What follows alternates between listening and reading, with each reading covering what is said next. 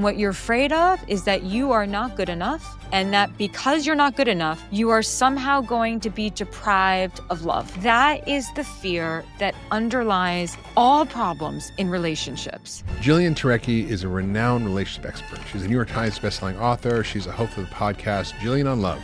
Jillian has helped millions of people over the last 20 years to revolutionize their relationship with themselves so that they can transform their romantic relationships. We reached out to our audience. We let them know you were coming on the podcast. And the number one topic they wanted to know about was emotional regulation and managing triggers. 9 times out of 10, we're projecting. We're not seeing our partner. We're seeing our ex. We're seeing mom. We're seeing dad. And we're seeing things that we haven't resolved inside ourselves and making our partner the enemy. This is the most important key to self-regulation, is stopping the story inside your head that is making your partner into the enemy. How can couples rebuild a connection if it's faded or it's lost? You cannot change another person. You can only change yourself. You have to have the mindset of, I'm going to show up in the best way that I possibly can for me. And if it changes things, great. And if it doesn't, then I know that maybe this isn't the right relationship for me. Talk about heartbreak, because I think it's something people really struggle with. People write into me all the time saying, it's been 2 years. When am I going to get over this person? And what I've discovered is that they're not really grieving the relationship anymore. They are actually stuck in the story of what happened. Number 2,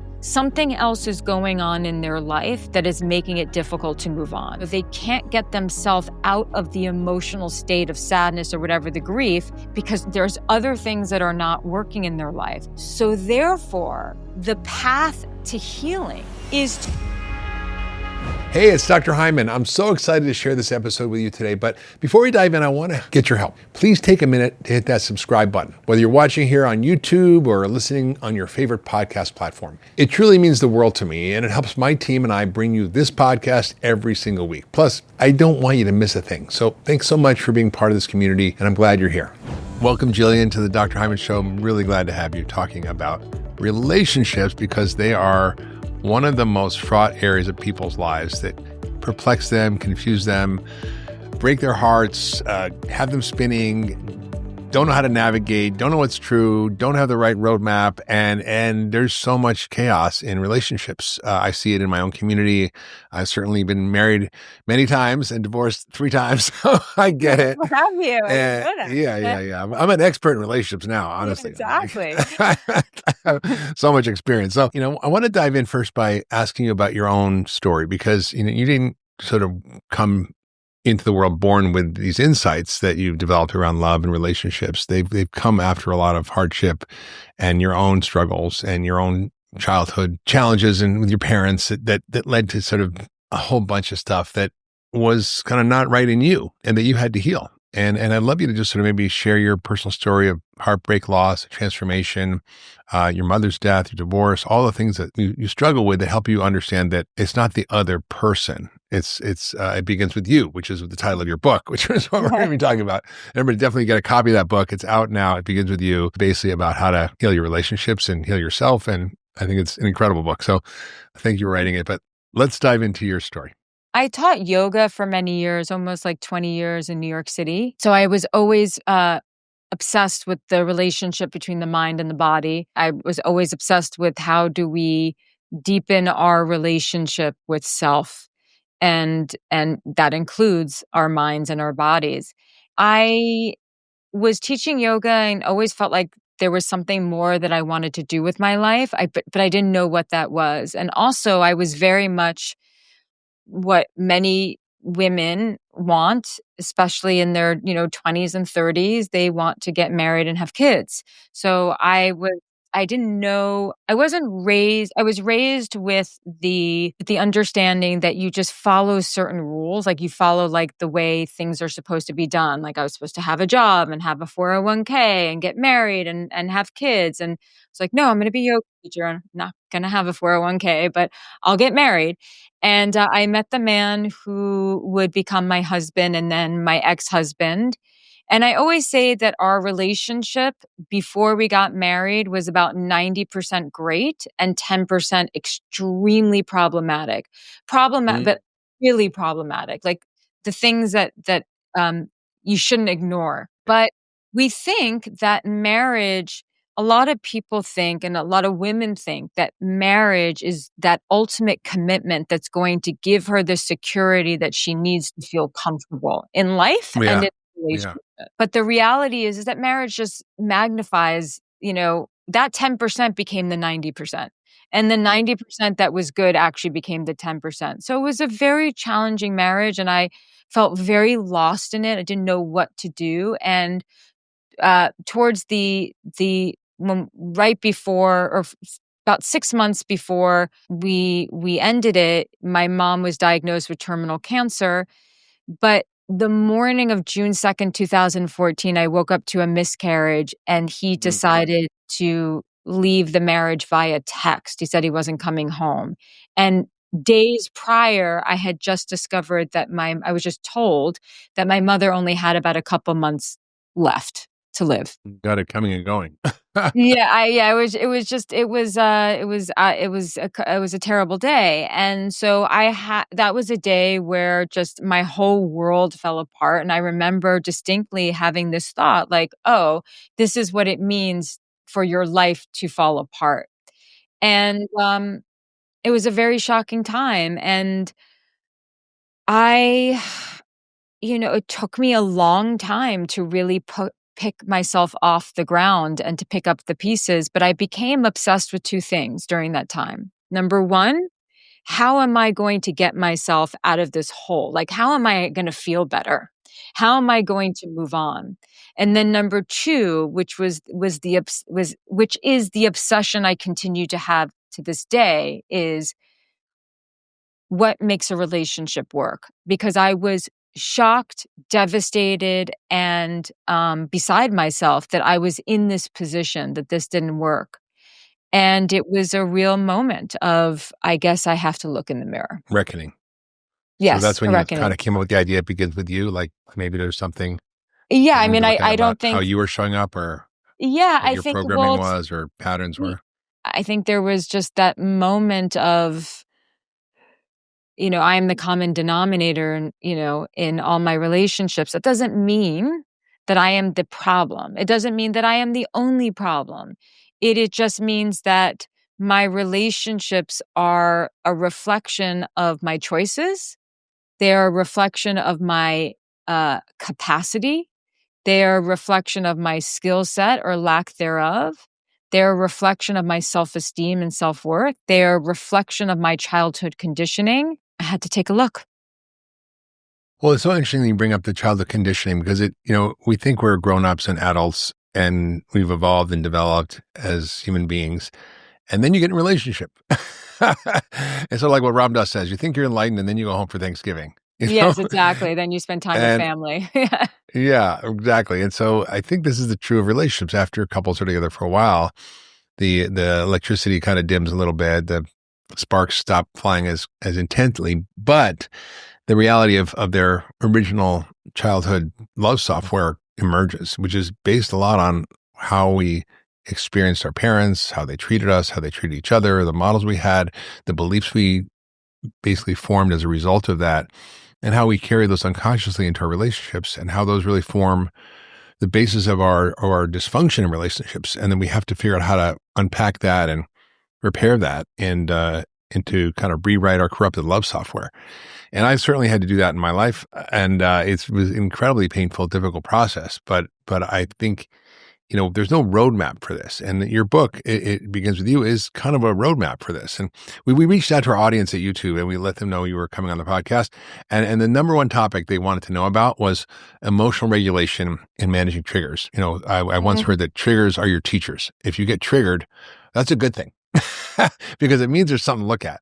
Yeah. Maybe there's something with your partner really that you need to pay attention to, or maybe it's something unresolved in you that you're projecting onto your partner and creating Yeah. chaos. So how do we kind of understand if it's old trauma in our childhood software, or whether it's something in the moment that really is real? And how do you regulate yourself in the heat of all this triggers, to kind of manage that? And how do you recognize this emotional dysregulation? Because I've seen it a lot. I've seen it in Yeah. partners. I've seen it in friends. Yeah. Just people come apart and then they can't hold a steady state of being in the present moment with their partner in their adult self. It's like, I call it the amygdala hijack. It's like your amygdala is your fight or flight part of your brain. Yes. So your amygdala hijacks the stage and takes over. Yeah, and then when that takes over, isn't it also referred to as the reptilian brain? And so there we're no Yeah. longer actually behaving like human beings. We're kind of really in our most primal state Like reacting. dinosaurs. Dinosaurs, exactly. So there's a lot to unpack here. The first thing that I want to say is that it's not just our love software from childhood. It's cultural as well. We don't live in a culture that romanticizes romanticism, Mm. that sees love as as lust. So we've been taught by society, by art, and by cultural narratives that loving someone is actually lust when it's not. Those are two very different things. Now, a lot of relationships fall apart because of two things. One is two people are not actually doing what it takes to keep some of that passion alive.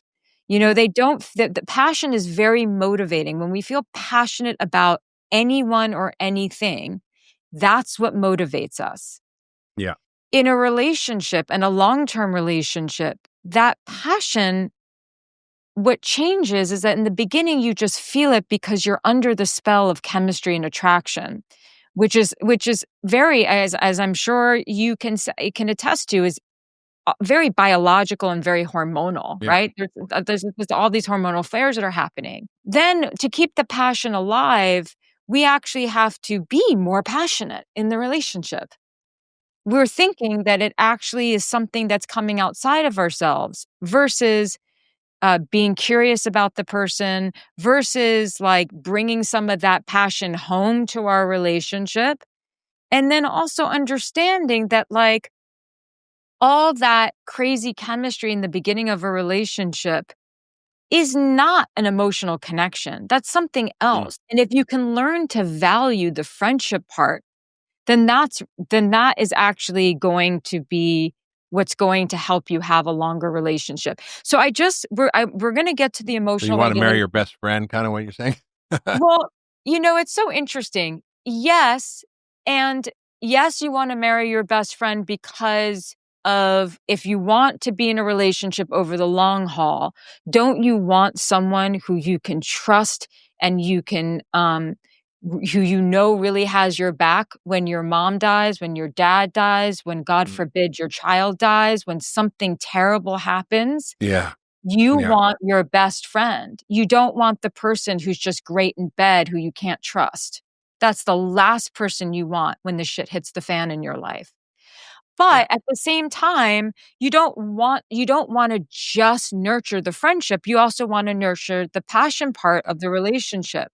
Anyway, so I really felt like that was important because we tend to blame everything on childhood trauma, and it's just simply that it plays a role, but it's not everything. We have to understand just our conditioning of just watching a rom-com, and that we don't understand what it really means to love someone. Okay, so getting back into self-regulation when we're triggered. Yeah, it's really hard, and some people like, I'm a very fiery person. So it's like, if I get upset about something, like, I'm gonna get really upset, right? And, like, some people are just more reactive than others, and part of that is cultural. I know 2 people who are married. He comes from an Italian family. She comes from a Nordic family. So, Yeah, like, totally different. totally different. So when he's happy, he is really happy. When he's upset, he is really upset, and he talks with his hands, and there's so much drama, and she's more reserved. Now, interestingly enough, that's part of what attracted them to each other because Mhm. they're so different. But how are they going to be with conflict and self-regulation? So she might be totally dysregulated and triggered, but her go-to might be to shut down, to get cold as ice, to pull away.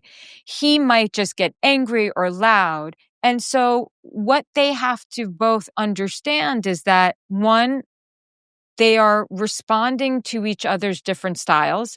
Number two, he needs to go take a walk. She probably needs to go take a walk. And so the self-regulation when you're triggered, you said something about projection. 9 times out of 10, we're projecting. 9 times out of 10, when we're upset with our partner, and of course, this is not always, sometimes our partner legitimately does something that upsets us.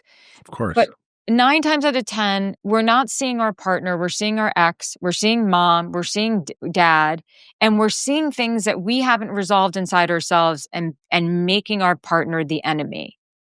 This is the most important key to self-regulation, is stopping the story inside your head that is making your partner into the enemy. One person said to me once, we're meaning-making machines. Yeah. We tend to make meanings and throw our interpretations and projections onto the world around us, including our partners. And that's what gets us into trouble. And we don't even stop to question our assumptions or beliefs or projections. We just think they're real and they feel real in our body, but they're mostly not. Yes, yes. So in the moment, you take a deep breath. You take a deep breath and you say, I'm going to, pause I'm and going to go take, away. pause, go for a walk. I don't know, go work out, take a shower, take a nap. Maybe you need a drink of water. Maybe you need a little food. Maybe you're hungry. One of the biggest unlocks in this situation is an interesting one, which is I was sort of taught by my friend who's a life coach, Lauren Zander, and she basically said if you can only have one crazy person in the room at a time, that's kind of the rule. And so if someone's kind of in their amygdala or their reptilian brain, the other person has to breathe and let it all be received and not put meaning on it, not defend it, not try to argue with it, not try to fight it, because that's just going to make it worse. Yeah. And so you kind of reflect back that you get what they're saying, that they feel heard, they feel understood, they feel validated. Even if you think they're 100% wrong, they're still entitled to their perspective and opinion. And as soon as you do that, it often transmutes. You don't have to fix it or change it. And it's kind of like a party trick, but it really works. And I've used it in live situations where the other person was just kind of really out of control, and just by actually feeling validated in their perspective and seen and heard, it like diffuses all that energy. But it's really hard to hold in your body because you have to be like what's the word? Kind of like water, like the Taoists, you just let it flow and not be a hard surface that it bumps against. And that's hard, but it's really hard. A powerful tool. I agree that it's a powerful tool. I think it's a worthwhile aim for everyone to aim to be the calm person in the room. I think that's just always I think that's a good pursuit, is to be the calm person. That's a good idea. It's not always possible. Well, actually, it's always possible. It's always in your control. Sometimes when you're hijacked, though, it doesn't feel like it. No, exactly. But our behavior is 100% in our control. Mm-hmm. And so, yes. So in those moments where you have allowed yourself to lose control, that's when you have to just say, you know what? I feel out of control right now. I'm just going to take a time out. I'll come back, or I'm really sorry. I'm very, very things that I've used in the past and helped people use in the past is just say, you know what? I'm really worked up right now. I'm so sorry. I'm going to take a minute.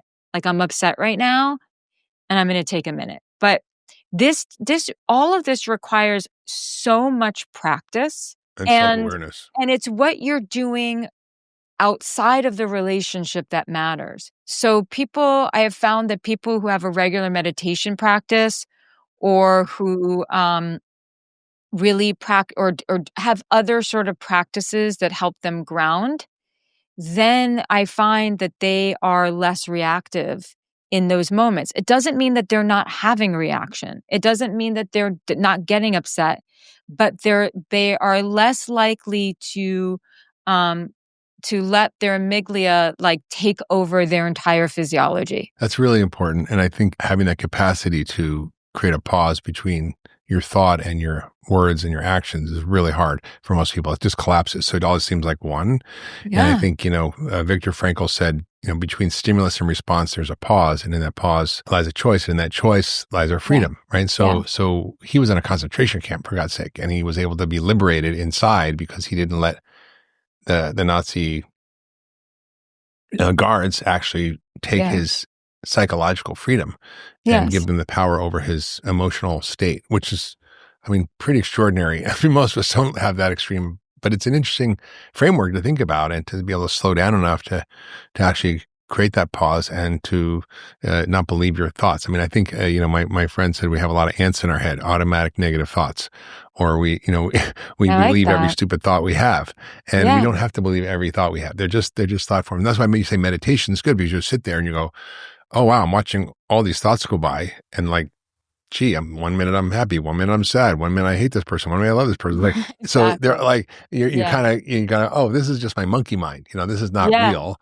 Exactly. And it's a really powerful practice. So let's kind of go back to the root, because you said 9 times out of 10, it's usually something from your past, like from your trauma or your childhood or and other times it's your cultural conditioning or maybe the other person. But if that's true, how do we think about starting to heal emotional wounds? Because people do therapy, Mm. people are doing things like Hoffman, which is an intensive group process to work through that. People are doing psychedelic medicine therapy like MDMA therapy or psilocybin therapy. How do people start to kind of really go back and excavate? I call it soul archaeology. How do you go back and dig and find out what's going on there that helps you unpack it? Yeah, this is a very important question. And I believe that there is not just one way to heal. Mm, Um, I know people who have had profound breakthroughs in therapy. Um, I haven't. And, I know people who have been in therapy for years and years and years, and nothing's changing.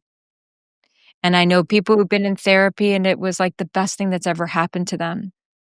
I sort of see it as like two-part approach, which is, number one, like, are you experiencing any sort of psychosomatic symptoms? So, like, are you experiencing any sort of physical pain or illness that could be a result of your nervous system being chronically dysregulated because you're chronically stressed because you haven't dealt with certain emotions, right? And so in that way, I find somatic work to be incredibly healing. Um, but to me, sometimes the most profound somatic work I've ever done, and I've been a yoga practitioner for almost 30 years. So yeah. beyond exercise is fun. Yeah. Having fun, remembering that you are alive, and whether that's with friends, yeah, playing and connection. I have found that to be profound.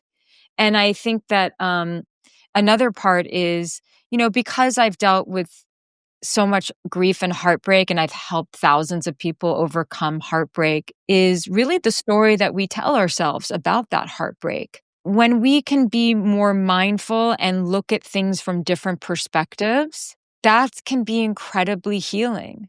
Like, for example, I healed by understanding that if someone betrayed me or was really wrong to me or wasn't the right father that they should have been, I recognize that it's not personal. I recognize, like, there's something going on with them. So, being able to look at the story differently, that's Yeah. healing. Being able for some people have no idea how their childhood impacts their current reality. And in that regard, therapy can be wildly impactful in a great way. But if you have all the people who have all the awareness, they've done the Hoffman process, they've done this, and they're still not getting better, or they're Yeah. still not feeling better. Sometimes it boils down to the fact that they're valuing certain things in their life that's not helping them. Sometimes it means they actually have to help other people because they're too wrapped up in their own problems. So you asked a question like, how do we heal this? And I'm answering it in a way like it's not just one answer. It's so multifaceted, and what works for one person doesn't work for another. But I will say this, for most people who've like done everything and they still feel stuck, look at your beliefs about yourself and about the world and your world. Get out of your head by helping someone else in a Yeah. big way so that you stop thinking about you and yourself. and then figure out if there's anything stuck in your body and nervous system, and that's it. Not easy. The somatic work's important because a lot of the stuff is stored in your body. So it's Mhm. not, you can't intellectualize it. You can't just know the story and it's not fully metabolized and kind of letting you be free and not have that automatic reaction. So that's a tough one. I think a lot of the somatic therapies can be really helpful. There's a number of tools out there. I know it's important to be able to investigate your own thinking. It's kind of what you're talking about. And to Yes. do other modalities, then try things that work because there's not one size fits all for everybody. But it's important to understand that often what's showing up in the relationship is your 5-year-old or your 8-year-old, not your 35-year-old or your 50-year-old Yes. or your 60-year-old. And that, Yeah. and having that understanding that you're both people in a relationship are operating usually from that unconscious place. I think Carl Jung said it clearly, if you don't examine your unconscious, it will basically control your life. So I think that's kind of what most people are stuck in. Let's sort of talk about heartbreak because you mentioned a few times, and I think it's something people really struggle with, and it causes depression. It can cause real dysfunction in life. It can cause suicide and other more serious things. You've helped thousands of people navigate this. So give us a sense of how do we navigate that if anybody listening is going through that on a relationship level or on even a grief Yeah. level for loss of someone they love. Well, let's talk about it from a divorce breakup perspective.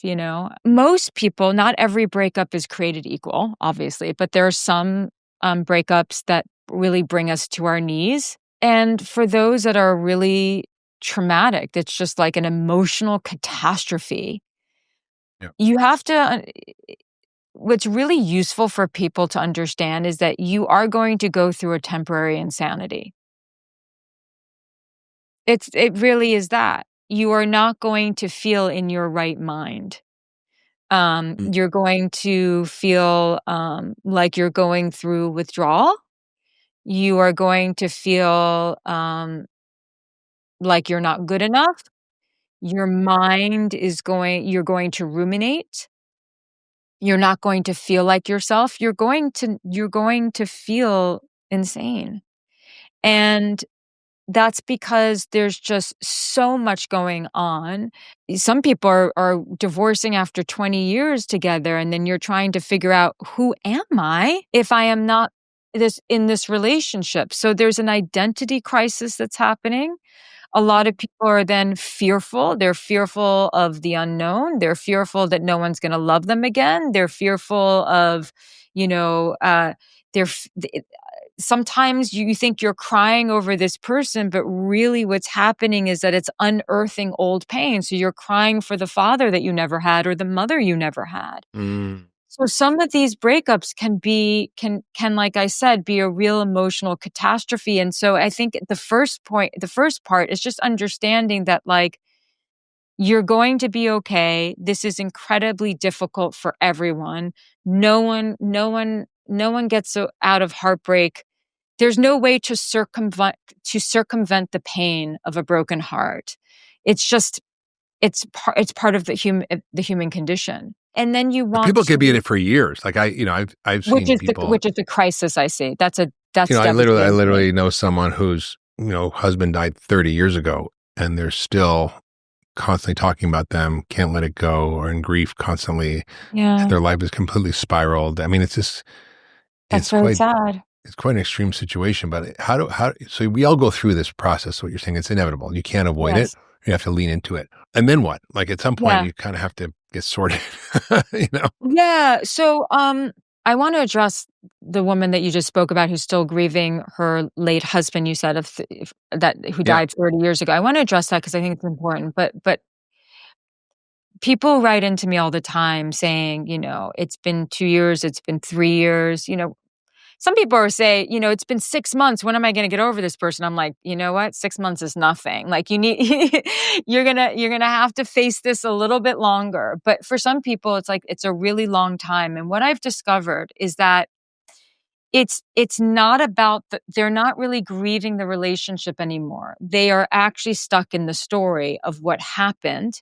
That's number 1. Number 2, something else is going on in their life that is making it difficult to move on. So they almost always what I find is that they're not happy with work, or they're having an issue with a family member. So they're not they're it's extremely contextual, and it's not just about them, and so they can't get themselves out of the emotional state of sadness or whatever the grief, because there's other things that are not working in their life. So therefore, the path to healing is to not focus on the relationship, is to not focus on getting over that person, but to focus on what's else is missing from that person's life, and to help them whatever, get a better job, find their purpose, find community, work on their bodies, whatever it is that's happening. And that's how they actually start to heal. So it becomes less about the other person, because the thing is that we put so much focus on that situation when really something else is happening. Similarly, like, I know people who will like go back to the person who's like totally wrong for them, like doesn't want to commit, doesn't even treat them that well. And they're like, I get really strong, I break up with them and I keep going back. Like, what is it? Well, sometimes it's just the sex is great. But like, it's not just that. It's this person, there's always context. That person almost always is feeling untethered from their family, community, or from purpose.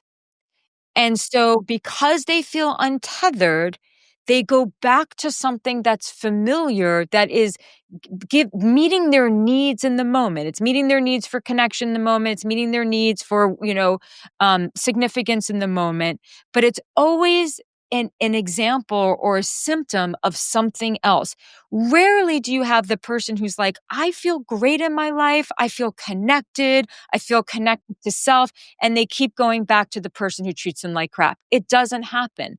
So for the woman, for your friend who's still grieving the loss of her husband from 30 years ago, there's different strategies. One that really helps is her doing something that honors her late husband, so that she doesn't feel so alone in the world. She actually honors him. Um, Also, there could be something else going on in her life that's making it very difficult for her to move on. People are so interesting. That's why I love the work that I do, and why it can be very tricky on social media, especially with people saying, if you're feeling this, well, then this is because this is happening. And it's rarely the case. When you speak to someone, you see that there is this whole holistic tapestry, and there's this whole thing that's going on. And if you really want to help someone change, you have to look at the other things that are missing in their life and help them meet their needs. So it's really looking at, the kaleidoscope of their life and where things aren't working, and people tend to kind of project it all into relationship, and you're saying it starts with you. Right? It begins with you. It always starts with you. And I Right? think, it starts with you. And I think I want to help people understand themselves better. I want to help people understand their behavior more, because then they don't feel so lost in it. And that's where Yeah. suffering comes from. Suffering comes from feeling lost and not knowing how to navigate. I think true suffering comes from feeling completely out of control to change your circumstances. I think that causes suffering more than anything else. Well, one of the things you talk about, Jillian, is sort of what makes relationships work. What are the sort of non-negotiables? Would you mind sharing a little bit about what those are, so people can understand what a healthy relationship looks like, what it feels like, how you think about it and define it? Respect and trust. That's the baseline. That's the foundation that creates emotional safety. If you don't feel respected, or you don't respect the other, you've got no leg to stand on. If you don't trust the other person, trust them to be there for you, trust them to be your friend, trust them to not stray from the relationship, there's nothing. And then it's how you deal with conflict. And conflict is really in the repair. Do you have an argument and then do you ignore each other for a week? Do you have an argument and not talk about it and sweep it under the rug and then get very resentful? So it's really in how you deal with repair and respect and trust. So you build that through the way that you communicate. You build that by the way that you listen. You build the respect and trust by being good friends to each other. You build that by being reliable. You build that by understanding, like, men and women fundamentally don't understand each other. So if you're in a heterosexual relationship, you need to understand what your partner needs, and you need to be able to meet their needs. And most people are only concerned about their own needs and getting their own needs met. And it has to be explicit. We often think we can read each other's minds, but we can't. No, we So being can't. curious is a good quality to have in a relationship. Being curious about what they're experiencing, about them as What's human going to beings, make me being feel curious. loved? Yeah. Yeah. This whole idea of like rupture repair is something a friend of mine who's a couples therapist talks about. We have these ruptures in relationship, and the key is, how do we repair? You said relationships don't die because of lack of love, but because people stop feeling connected, and they have these ruptures and these little tiny death by 1,000 cuts. How can couples rebuild a connection if it's faded or it's lost in the process of this constant kind of rupture without repair? And then how do they kind of get back on track? By first asking yourself, how am I complicit in what it is that I say I don't want in this relationship? Yeah. Oh, that's a big one. Look in the mirror. Look in the mirror. Nobody wants to do that. Nobody wants to do that. So it's your fault. You did it to me. It's the blame right? game. Yeah. Yeah. So that is the first step. What can I do differently? No, so how have you showed up in a way that actually contributes to the dynamic, rather than saying, oh, it's only this person, but like, Yes. the old adage, it takes two to tango, is actually true. Is what you're saying. It very much so. I mean, of course, in some cases it's not. And definitely there are cases where there's one person who's more of the problem, but you have to, this is not easy, but it's necessary. You have to have the mindset of, I'm going to show up in the best way that I possibly can for me. And if it changes things, great. And if it doesn't, then I know that maybe this isn't the right relationship for me. But you cannot change another person. You can only change yourself. And people but we can influence another person. And the way that we influence another person is by changing ourselves, and also by understanding, number one, human nature, and understanding your partner's nature. Like, everybody wants to feel understood. Everyone wants to feel appreciated. Everyone wants to feel like they're listened to. So maybe the first step is, I'm going to be a better listener. I'm going to just come into this and just be a better listener, rather than trying to always prove my point. No, I was going to say that is not an easy thing to do. There's a whole process of nonviolent communication, how to have crucial conversations, nonviolent communication. There's a lot of work on this, how to actively listen. These are skills, and you can learn them. It's not easy to put aside your narrative, your story, your beliefs, your projections, and deeply listen to what the other person's experiencing from a place of love and compassion, without having to correct them or fix it or change it or have them even be right, but just to validate them as a human being.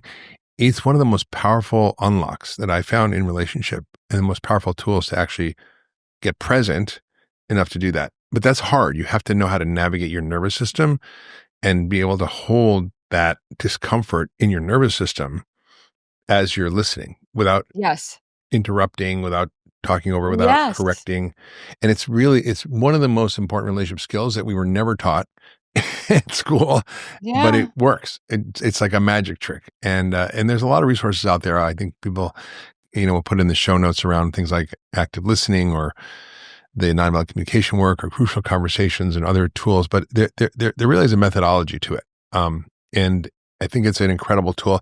I'm also curious from your perspective, people are listening and they understand the context. I think people would agree with mostly what you're saying. But, there's a question of how do people actually start to acquire these tools? What are the practical tools who want to start building better relationships, healing their relationship with themselves? It's not immediately obvious to people how to do that. I'm going to get to that, but there's something that I want to say about communication and repair, because it's incredibly important, which is this. We talked about the mind creating stories. So the first step is, am I stuck in a story about my partner that has made them into the enemy? And what are my rules that they have broken that has made it so that I am so angry at them. Your unconscious rules. Yes, Both, but now we right? have to make them, and then we have to make them conscious. Exactly. Like, oh, they're always late. And I have a belief system that if someone's late for me, they don't respect me. So I'm angry at them. When really maybe from their perspective, they're always late because of it's not because they don't respect you. So we always have these rules, and we have to have some rules that are sort of like our boundaries in a relationship. But sometimes we have so many rules and we make it really easy for our partner to fail instead of it making it easy for our partner to win. And that's where we have to get very, very honest with ourselves, which is, am I making it really easy for my partner to fail with me? And is this is this a pattern that I have, if I'm really honest in my relationships? Or You for set up other people, expectations, and you set up all these yeah, expectations. They should behave like this. They should do that. They didn't do this. They did do this. yeah, I don't like that. And then you in your mind, you're keeping a list, yes, basically a scorecard, and then it's either expressed in the moment or it builds up over time and it gets exploded yeah, in some crisis. But that's kind of what usually is generating the challenge. And yes. sometimes what those are consciously, what those requirements are. Like, I need my husband to put the toilet seat down or whatever, or I need to like him to close the cupboards. That's my thing. I don't close the cupboards. I'm not good at that, but I'm learning, but like It's a fun there's thing a, that some men do, yeah. we're officially in the thick of holiday season. And while everyone's rushing around doing their shopping, I want you to think about something different this year. What if instead of just buying stuff, you gave the gift of health to yourself and the people you love? Because let's be honest, health is the foundation of everything. Now, I'm excited to share something we've never done before. We're offering 30% off the 10-day detox, founding member rates for the Hyman Hive, and 20% off all our supplement stacks, foundational sleep, fertility, immune health, heart health, and lots more. If you're ready to reset your own health, or you want to give someone you care about the tools to feel better, now is the time.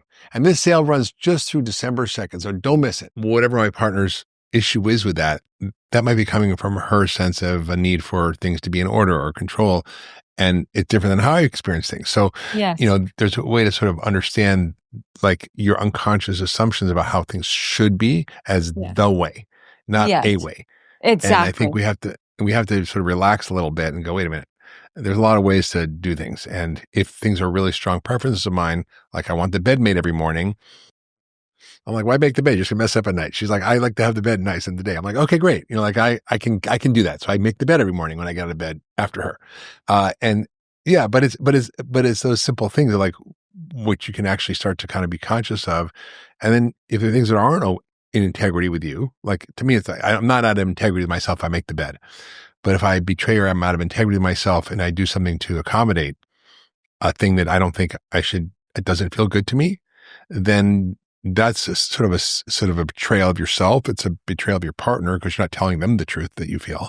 It's hard to tell the truth. And you talk about how in relationships, often there's these unsaid things that build up over time. And in Buddhism, it's like, they call it the dust on the mirror. The dust Mhm. accumulates on the mirror. How do you keep a clear mirror so you can see what's present? So how do you help people navigate that? Well, sort of just like what we were saying, you said something really important, which is that it's good to be accommodating in your relationship. It's good to just do things for your partner.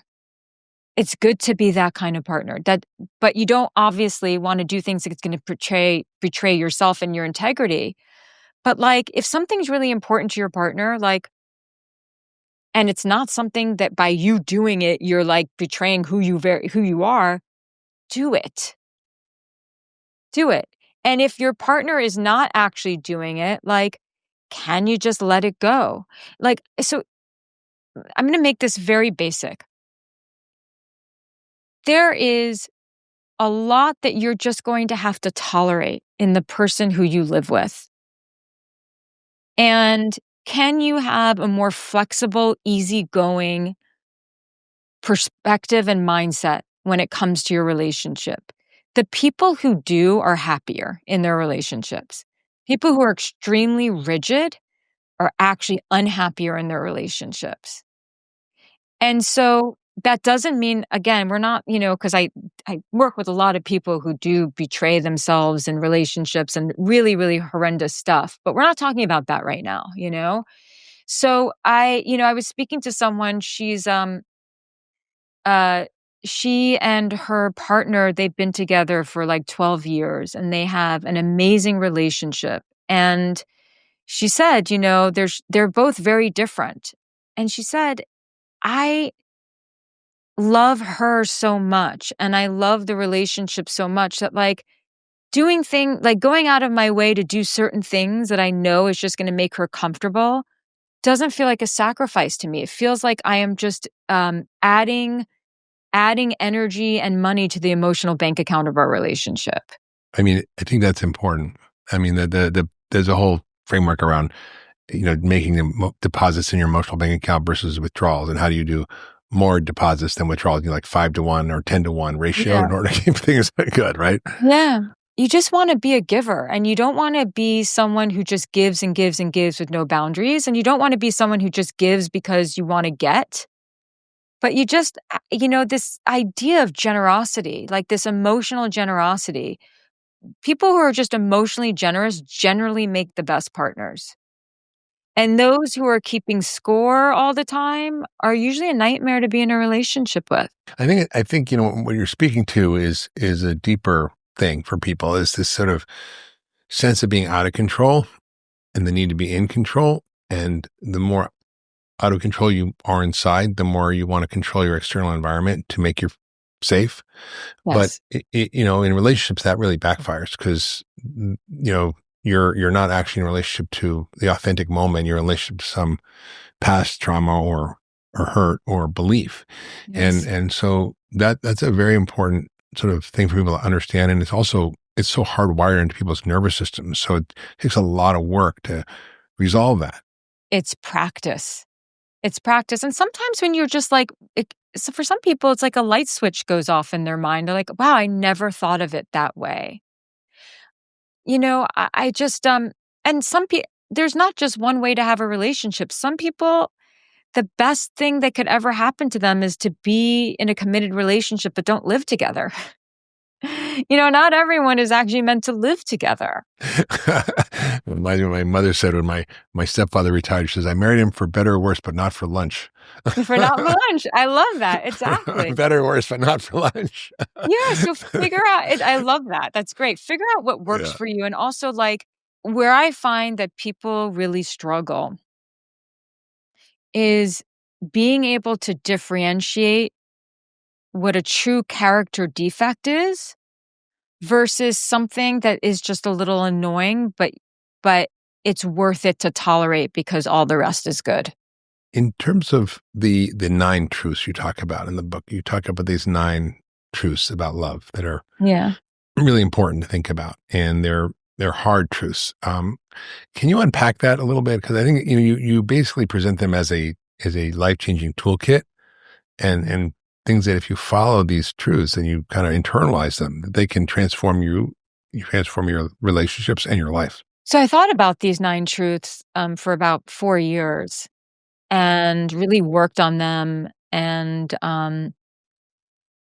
thought about like, what would I want to leave behind as like the most important principles that we don't learn in school. And, I certainly didn't learn them in the therapy office and I just didn't learn them. And I wanted them to help people regardless of what their relationship status was or is. The first one, which is the title of the book, which it begins with you, means like, it's just nothing changes in your life. You have to be the change that you wish to see in your life, and that includes your love life. And it's not about, the problem is just you. It's just about nothing is going to change, and we have to be responsible for our choices. And it's not. I wrote it in such a way. It was important for me to convey that this is not a slap on the wrist. This was more like, see, you are actually more in control than you think. Because to be out of control, like I said, is where people suffer the most. And that you can actually make change. It doesn't even matter how terrible your childhood was. Like, you really can make change. But you have to understand these truths. And so that's why I went into, I thought about everything, just also like the power of the mind. And after because I worked with thousands of people, like thousands in a very short period of time. And because I really wanted to get incredibly skilled in my craft. And there were just these common themes. And one of it is just like, I knew the nature of the mind because I'd been studying the nature of the mind for many years through the practice of yoga. And you referenced the monkey mind, this idea that the mind is sort of a battlefield, and that if we don't, what's going to interfere with a relationship more than anything else is what goes up and up. What goes on up in our minds. It's the way In that your we ears. think. Yeah, always. Because if we're living more in our hearts, we're going to have a lot less relationship problems. But it's hard, we've been hurt. We've been hurt. And, it's also cultural. Like, we live in a society that really encourages us to think more and feel less. And that's just part of it. And then there was this, lust is not love, and no one is coming to save you, and you have to make peace with your parents. And these were, and actually you do have to love yourself, but I explain what loving yourself really actually means. And these are the things that are important, and they're ongoing, but they're meant to be a sort of guideline. And I, to this day, stand by those truths as the most important ones. Powerful. I think I want to just double click on what you just said, and that mostly the trouble in relationships comes from our mind, not our heart. And that Yes. many of us wall off our hearts to protect ourselves from abandonment, pain, suffering, loss, whatever. And it's very hard to keep your heart open in, one, relationship to your trauma, and two, in relationship to another person, which, you might be projecting things on from your past, or you might, have an actually legitimate problem within the moment. And so how do you keep your heart open in difficult times? And how do you maintain that when your mind is the one that's sort of hijacking the narrative? Yeah, it's very difficult. I think one is just to become aware of the fact that you are afraid. That because most people are on autopilot, blocking their hearts, living in their heads. And we talked, at the very beginning, people on YouTube want to know about triggers. If you can first just acknowledge, I am afraid right now, that underneath the anger, underneath the trigger, underneath the pulling away, all of that, you are afraid. And what you're afraid of is that you are not good enough. And that because you're not good enough, you are somehow going to be deprived of love. That is the fear that underlies all problems in relationships. It does not matter who you are. That is the fear, that somehow you are inadequate and not going to be good enough. And there is nothing like a romantic relationship where you love someone and you're attached to someone that exposes that vulnerability and that makes us feel so vulnerable. And so everyone has these sort of adaptive strategies of how they can not be abandoned or how they can not be engulfed by the relationship. They're afraid they're going to lose themselves. And so if they lose themselves, and they're actually not going to actually get the love that they want, it all boils down to the one thing that everybody wants, and that's love. Mm. Period. End of story. That is it. Yeah, it's like And we're that, all scared little kids trying to get love and messing it up yes. along the way. Yeah, and love is, in the form, for some people, that's in the form of appreciation, respect, understanding. All these things are in the umbrella of love. So first you just have to acknowledge, which is what I start my book with, everything boils down to, if you peel away the onion, it's you are afraid. So to start to get back into your heart, I mean, I've worked with a lot of people who have been betrayed in relationships, or they've been in some sort of abusive relationship, or they lost themselves, or they're codependent, whatever it is, like those kind of problems. And they have to kind of remove themselves from the equation and learn how to have like a greater sense of self. And they have to protect their hearts because they've opened their hearts to all the wrong people. But if we're just looking at the framework of a relationship, when people can like get into their bodies and then the tears start to form, you know, and they were angry, but the tears then start to form and the vulnerability starts to come out. That's when people bond again. But what's keeping them from bonding is just like, you did this and I don't like this. And we're so stuck in here and we're so closed off in the heart, causes all the problems. And so how do you go back into it? It begins with understanding, okay, I'm afraid right now. Like, this is what's going on with me right now. That's beautiful. That's really beautiful. I mean, I think having that present moment awareness is something also I think you're really talking about, because none of this is possible if you don't have a relationship with your mind that is at least aware. And it doesn't have to be healthy, but at least you go, oh, geez, I'm having that stupid thought, or, oh, Yeah. it's like, I'm sure everybody in life at some point in their life has thought of killing themselves, like, this is too hard. I can't take it. And like, but you don't do it because you don't believe that. And you go, that's, Yes. like, when it's, but on the little stuff, we just believe it. And Yeah. so meditation, yoga, different practices can really help to sort of bring you into the present moment. And it's something we don't really value in this culture. It's not something we were taught to do. It's not something we learned how to do. I mean, I was lucky. I majored in Buddhism, and I would do 10-day meditation retreats when I was like 18 or 19 years old. And I was like, wow, I can sit there for 10 days, 12 hours of meditation a day. And I begin to watch the movie that was my mind. And I was like, this is interesting. And I don't have to, I'm like, this is really interesting. And it didn't fix everything for me, but it really helped me to kind of create this spaciousness between my Yes. thoughts and my actions or my words. So I was like, wait a minute, I don't have to, not all this is real or true. Yeah. And that's not something that's easy for people to sort of manage, like that pause that Viktor Frankl talks about, like that moment where there's a space, and it could be like a millisecond, because usually the thoughts gets translated into a feeling and to an action or a word in literally milliseconds. So how do you just stretch that out a little bit and not just say stupid shit? By shifting your focus. See, where focus goes, all the energy flows. So from shifting your focus from something you're angry about to something you're grateful about. From shifting your focus from, I'm so angry with this person, to maybe they're really hurting right now. Having compassion, empathy. Having compassion. Don't have too much empathy for the person who's harming you, but all that aside, compassion, empathy, the ability to put yourself, there's that old saying, can you put yourself in someone else's shoes? Well, something that is profoundly impactful in relationships is, I sometimes I ask someone, I want you to literally step into this person's body, not literally, but as best as you can, step into this person's body, become them, step into their nervous system, start to breathe like them, start to stand like them or sit like them, like become them. And I have them close their eyes and really sort of mimic and say, and then I ask them, what does this person believe from their perspective? You're them, you're not you.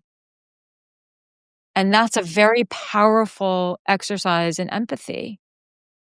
But also, it's also about partnering. I always say there's two keys to a successful relationship. Who you choose, because most people don't choose the right partner, and who you choose to be in that relationship. Are you the right partner? But a lot of people don't choose. They choose the person who's just knows exactly how to poke every single button. And, you can work through that. And if you both are willing to really work through that and grow spiritually, emotionally, intellectually, and just grow. But for people who are like single and like looking for a relationship, don't go for the person who pushes every single button. Yeah, you got to fix your picker. My friend once told Yeah, me. you got to fix your picker. Exactly. And that's hard, because then that means really getting to know yourself and understanding that probably the person you're attracted to is often not the right person, because That's not you're true. actually often But it's not acting true. out. It's not true. Well, I I mean, for me, it's been true. I've been picking the wrong people for a long time, and I think that I began to break that pattern and fix my picker, and that was really a huge revelation for me. It was like, oh, I'm choosing women who are XYZ because that's actually how my mother was, and so once I unraveled that, I was no longer a prisoner to that. That's what I meant by it. Yes, that is very true. But sometimes you choose the wrong person because you have a misguided understanding. There's so many different reasons why people choose the wrong person. One is because, do you want to go into this? Because I think this might be valuable for your listeners. Yeah. I think it's a good place to stop because, if you're going to be in a healthy relationship, you have to know how to choose the right person. So Yeah, I think and people love let's this. go for it. Go for it, Okay. Jillian. So if you are in a place like you were, like, okay, my picker is off. First, I have to just say, yes, that could be true, but always, always consider that it's never just the other person. It's also something that you've been doing in relationships that needs to change. Okay, so I just have to say that because it's very important. But let's just say your picker is off. You are just find yourself attracted to people who don't want you back or who don't treat you well or are just like a mismatch for you. Mm. One thing is, like you said, I'm going after I have some unfinished business with my mom and I am seeking out the familiar. And these women who I'm choosing are actually very, very familiar, even though they're incredibly wrong for me. So that's very, very true. And that is the theory of all psychologists. And there's truth to it. It's not the whole story. If you're someone who values looks more than character, then you're going to keep going for the people who might be really good looking, but you're not taking any time to discover their character. Mm-hmm. So that doesn't mean don't value looks, but it means if you want a relationship, you better value character. So there's a lot of people who keep picking the wrong person because they do not value or understand the value of a person's character. Then there are people who keep choosing the wrong person because they are not thinking about what it actually takes to build a relationship for the long term. And that if you want to build a relationship for the long term versus you want to just have like a fling, you need to look for other things like alignment in core values, alignment in what a life well lived is, alignment in, this person really complements me. They have strengths where I have weaknesses and vice versa. So people don't think about these things. Mm-hmm. And so they keep repeating the same pattern over and over again. Yeah, that's powerful. I wanted to add that because I think it's important. No, it's important. Thank you. And I just want to say, everybody, Jillian has a whole wealth of resources out there. So this is just the tip of the iceberg. First, it begins with you. I think that's a very important book you wrote that is out now. And I think everybody should go for sure get a copy. And they can find you on social media, on your website, and lots of courses. So maybe tell us how they find you on social media, your website, and some of the courses you do so people can actually get some resources. People are listening going, well, that sounds good. Well, now what? And so what's the now what? So the now what would be my podcast, Jillian on Love, because I basically do solo episodes. I don't really do interviews very much. So I do deep dives into sort of these theories. The now what obviously is my book. It begins with you, my social media, I'm all over social media. And then I have courses for heartbreak. I have courses for choosing the right person. I have courses for couples, and I have a membership for women called the Conscious Women, for women who are really trying to break patterns and become their best selves. You can all find this on my website. Great. And we'll put it all in the show notes. Thank you again for coming on the podcast, for your own discovery that's led to the insights that could help many people in this one area, which many people find challenging. In a way, it's even harder than health, for a lot of people. So I think it's really one of the key aspects of health. When you look at longevity, when you look at health metrics, having healthy relationships and social connections is probably as important as what you eat or how much you're exercising or how much you sleep. So it's really one of the core pillars of health and wellness. And I really appreciate your work and what you've done. And everybody definitely check out Jillian's work. And thank you again for doing what you do. Oh, thank you, Mark. Thank you for doing what you do. And it's been a pleasure to talk to you today. Jillian gave us so many tools for improving our relationships. What's the one idea you're going to try in your own life? Let me know in the comments below. If you loved that last video, you're going to love the next one. Check it out here.